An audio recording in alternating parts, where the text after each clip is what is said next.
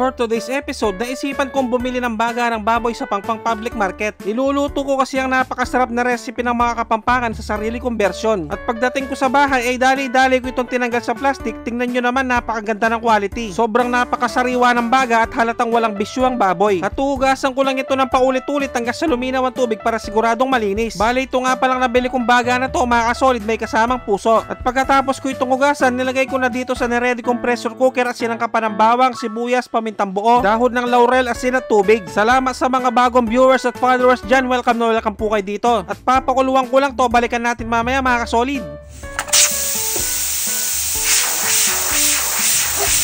At pagkalipas ng nasa 20 minutes, check natin mga kasolid, pwede na to. Iseset aside ko lang muna para palamigin. At siguradong nakaantabay din ngayon ang Clemente family ng Kalumpit, Bulacan. At kay JJ Camariñas ng Capiz, maraming salamat po sa panonood. At dahil medyo malamig na ang baga mga kasolid, i-chop ko naman ito sa gusto kong laki. At shoutout nga rin pala sa mga workers natin dito sa Pinas at sa ating mga bayaning OFW, mag-ingat po kayo lahat dyan. At dahil tapos ko ng mahiwa-hiwa ang baga at puso ng baboy mga kasolid, start na tayo mag-isa ng sibuyas at bawang. Lalagyan ko rin ito ng sili para masarap at haluhaluin ko lang to hanggang sa lumabas ang aroma. At dahil pwede na to mga kasolid, ilalagay ko na yung iniwa-hiwa kong baga at puso ng baboy. At sasangkapan ko lang ito ng patis, daw ng laurel, pamintang durog at konting betchin. Pero kung ayaw nyo maglagay ng betchin mga kasolid, okay lang naman. At tinalo-halo ko lang to hanggang sa magsama-sama ang mga solid na aromatics na nilagay natin. At ito ang magpapasarap dyan, bubusan ko ito ng sukang paumbong. At hindi ko muna ito inalo sa loob ng 5 minuto. At pagkalipas ng 5 minuto, pwede na to mga kasolid, saka ko naman ito halu-haluin. At tatakpan ko lang to sa katamtamang lakas ng apoy sa loob ng 5 minuto. At kung umabot na kayo sa part ng episode na to mga kasolid, pwedeng pakicomment naman kung tagasan ka para malaman ko kung saan umabot ang video to. Maraming salamat. At hahaluin ko na to hanggang sa tuluyan ng matuyo at pumutok-putok.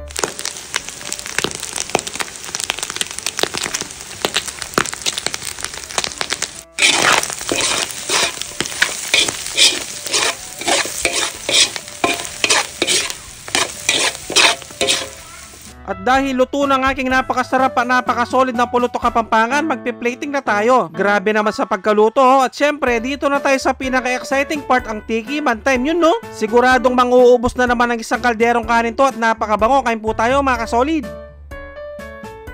Sus Mariosep, kanyama na po. Grabe ang mga kasolid, napakalasa, napakalambot ng baga. At siguradong mapapahanap ka talaga ng kanin pag ganito ang ulam mo. Pero sa palagay ko mga kasolid, mas perfecto pampulutan. At bibigyan ko na kayo ng pangmalakasang perfect bite para dito mga tampu.